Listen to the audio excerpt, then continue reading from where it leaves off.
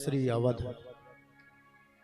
विश्वामित्र एक बात का निवेदन करें, विश्वामित्र अयोध्या नहीं आते थे। क्यों नहीं आते थे? वशिष्ठ जी का और विश्वामित्र जी का बड़ा विवाद, बड़ा झगड़ा था। उस झगड़े के कारण विश्वामित्र नहीं आते थे। लेकिन ध्यान रखो, जब भगवान आते हैं तो सारे झगड़े समाप्त हो जाते हैं। संकेत क्या है? संकेत ये है कि क्षेत्र में, गांव में, घर में कहीं भी अच्छे सत्कर्म होते हों तो सारे विवाद भूल करके एक हो जाना चाहिए। विश्वामित्र का सूत्र, विश्वामित्र नहीं आते। कथा आती है, एक बार विश्वामित्र जी क्षत्रिय थे, राजा थे, महाराज श्री अवध पधारे। अवध में सरयू स्नान करने के बाद में वहां के वर्तमान राजा से मिलने के बाद मन में विचार किया, चलो वशिष्ठ जी से मिल लेते। विश्वामित्र जी के साथ में उस समय 10,000 सैनिक थे। 10,000 सैनिक बल के साथ विश्वामित्र जी क्षत्रिय थे, राजा थे, चलते थे। सोचने लगे चलो महात्मा जी से मिल लेते हैं, यहाँ के महात्मा जी बड़े अच्छे हैं। तो वशिष्ठ जी के पास में गए, मिले, देखा वशिष्ठ जी को। वशिष्ठ जी ने कहा, महाराज यहाँ प्रसाद पाकर के आप भोजन करके जाइए। वशिष्ठ जी ने कहा कि ऐसे कुछ प्रसाद रूप में आप दे दीजिए। वशिष्ठ जी, हमारे पास में बहुत लोग हैं, बहुत सेना है। तो वशिष्ठ जी ने कहा, बहुत है तो क्या दिक्कत, सबकी व्यवस्था हो जाएगी। 2-4 बार कहने के बावजूद भी वशिष्ठ जी ने जब साग्रह निवेदन किया कि आप भोजन प्रसाद करके जाइए, तो विश्वामित्र जी को थोड़ा गुस्सा लगा। ये बाबा कहां से इतनी बड़ी व्यवस्था करेगा, चलो ले ही लेते हैं, देखते हैं क्या व्यवस्था करता है। लेकिन विश्वामित्र जी ने मिनटों में सारी व्यवस्था कर दी। ऐसे व्यंजन तैयार हो गए, ऐसा दिव्य भोजन उन 10,000 लोगों के लिए। घर में एक से कोई दूसरा आ जाता है तो माताओं का बहुत बार माथा ठनकता है, पहले ही आ गया होता, देखो अब दोबारा भोजन बनाना पड़ेगा। आज के समय में भोजन बनाने में भी भारी मुश्किल। आप लोगों को तो नहीं हो, गांव देहात के, शहर के महिलाओं को भोजन बनाना पड़े तो भारी मुश्किल। और गिन के रोटी बनाती है। आप लोग तो पूछती हैं पहले पतिदेव से, कै रोटी खाओ, कितनी रोटी खाना?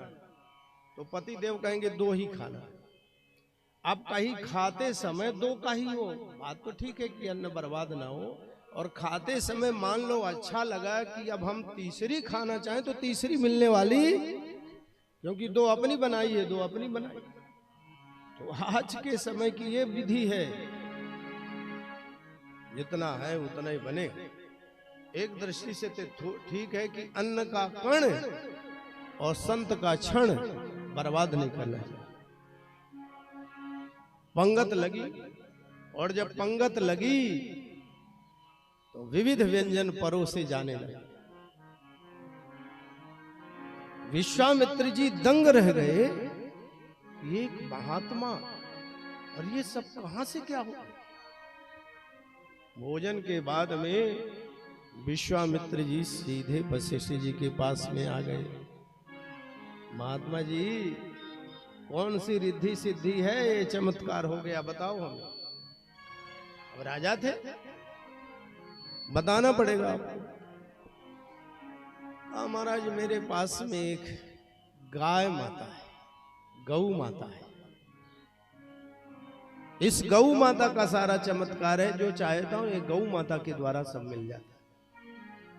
जो आज के समय में गौ माता को तिरस्कृत किया जा रहा है, वही गौ माता को वशिष्ठ जी कहते हैं कि मेरी गौ माता से ये सब कुछ हो गया। तो बस विश्वामित्र जी कहते कैसे? कहा जो चाहता हूं गौ माता से कहता हूं, गौ माता सब व्यवस्था कर देती। उसके कान में कहने की जरूरत है कि पूरी की पूरी व्यवस्था। राजा थे, भनक पड़े, वो गौ माता हमको चाहिए, हमें दे दीजिए गाय माता।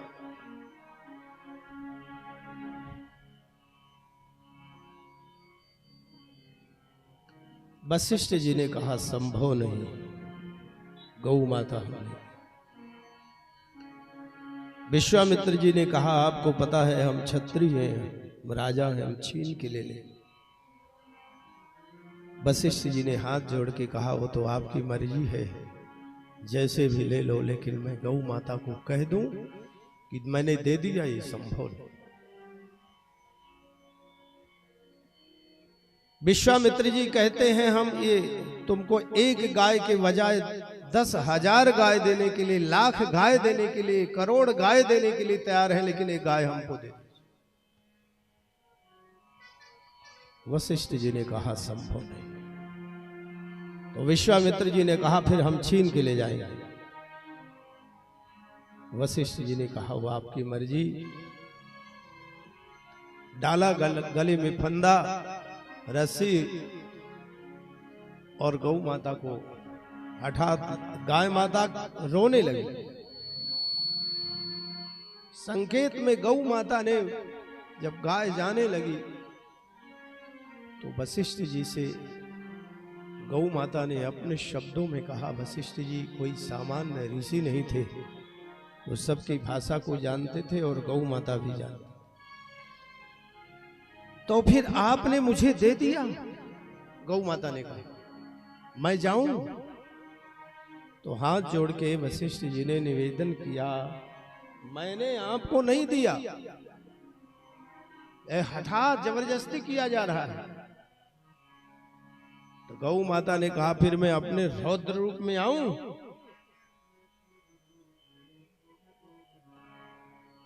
अपनी रक्षा के लिए, तुम्हारे कल्याण के लिए। वशिष्ठ जी ने कहा हो माते ये तो तुम्हारी इच्छा है, लेकिन मैंने तुमको दिया नहीं है, राजहट है।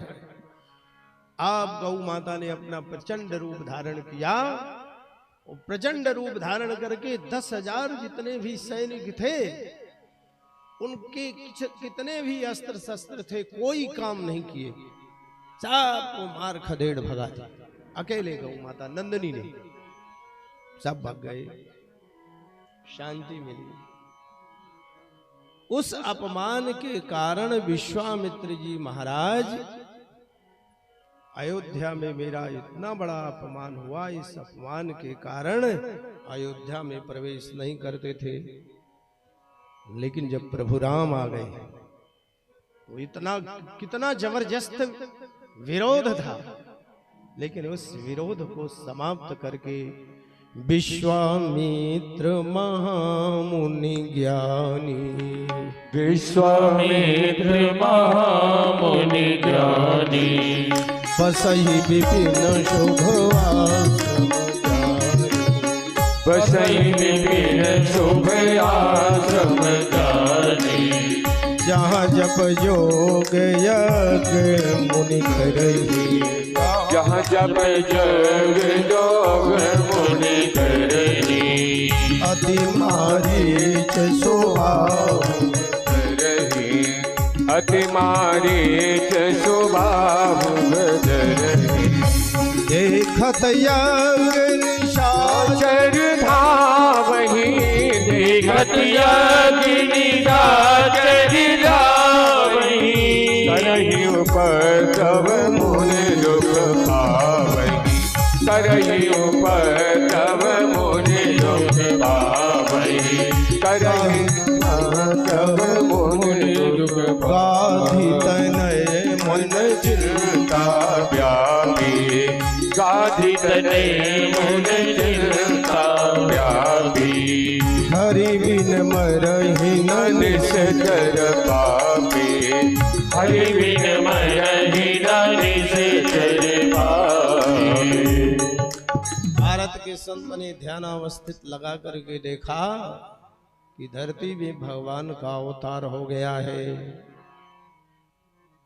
अयोध्या में राम का अवतार हुआ और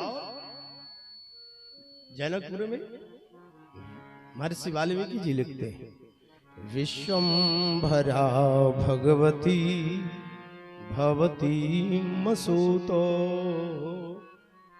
फिर आइए, आते रहिए, आपका कार्यक्रम है। इसे भी, ये हनुमान जी का मंदिर भी आप ही संभालिए, सिद्ध बाबा भी संभालिए, इसको भी संभालिए, सब आपका है। बहुत अच्छा है, समय समय पर आते रहिए। बहुत अच्छा लगा, फिर बधाई, बहुत बहुत धन्यवाद आपका।